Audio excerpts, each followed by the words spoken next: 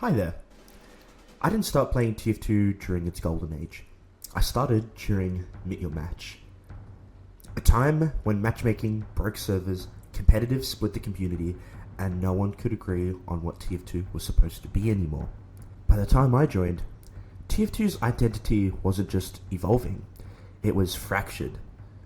So I never really had a classic TF2 to be nostalgic about. This was my classic TF2.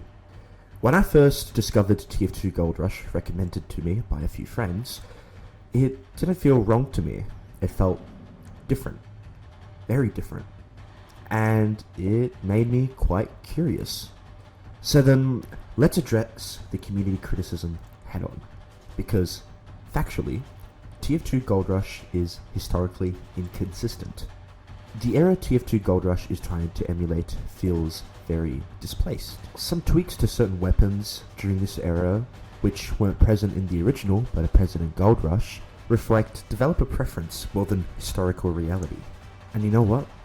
That criticism is entirely fair, and I can understand why it would be such a huge turnoff to a lot of you playing this mod for the first time as very old TF2 fans.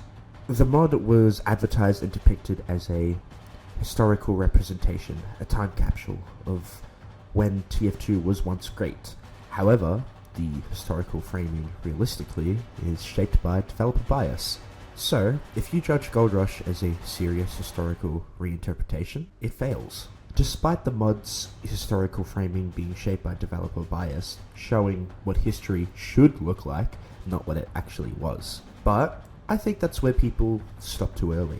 Even though I understood the inaccuracies and couldn't really fathom why the devs would do such a thing, I still enjoyed playing Goldrush. And the reason why I enjoy playing it? Well, Goldrush is coherent. The pacing is a lot more slower due to the stripped down, limited loadouts that players have available to them. There's more emphasis on player positioning and risk, since there's not really many crutch weapons at all. I think all of these choices work together beautifully.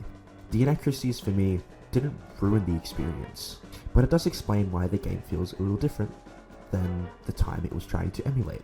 This is where my perspective comes in on Goldrush, because, well, I joined TF2 when it was already losing its identity, not going through a crisis. It had already lost the identity, and as a new free-to-play, I was very oblivious to this fact. Because by then, TF2 just wasn't TF2 anymore. It was chaotic, competitive purism, abandoned updates, community fixes holding the game on its very last limb. I understand the criticism of Goldrush isn't the time period it's trying to emulate because, well, factually that is correct. But saying it isn't TF2 is a little bit of a stretch because, well, it emulates a TF2 that a lot of people fondly remember. Less humor, less personality, less exaggeration. It's more grounded, and the humor is more tied into each character. Everything feels intentional, and it's not really generalized, as seen in modern day TF2. And Goldrush is a little bit more restrained, more serious. Sometimes it's a little bit uncomfortable. But that doesn't make it inherently bad, because despite the stripped down personality, humor, and exaggeration, it actually proves something fundamentally important that most people forget about TF2 and what it was built upon. It proves that TF2 mechanics are strong enough to exist without the over-exaggerated jokes.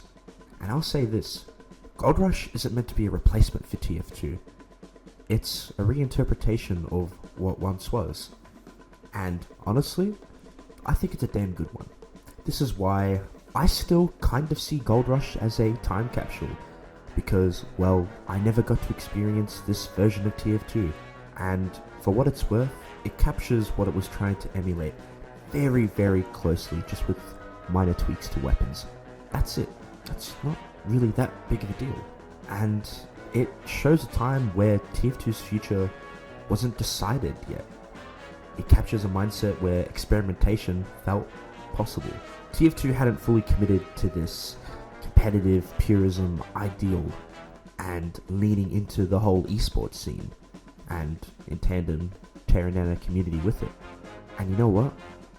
even though there are a few flaws with Goldrush, with some weapon balancing, reflecting the time that it's trying to represent, it's a part of that preservation.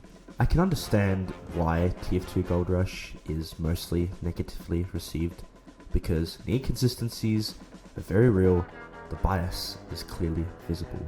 And you know what? Some people who just really prefer modern TF2 feel it doesn't match that. And yeah, you'd be correct. But again, it all comes to perspective and a matter of opinion. I am quite fond of going back in time to see what things were once like for some of my friends who grew up with this version of TF2. And I enjoyed it. Not because it's the correct version of TF2, but because it's sincere. Despite modern TF2 having many fatal flaws, I still adore it to this day. So no, Goldrush is not the definitive way to play TF2, and it's not even close. But it's a sincere compilation of what TF2 once was during its golden era.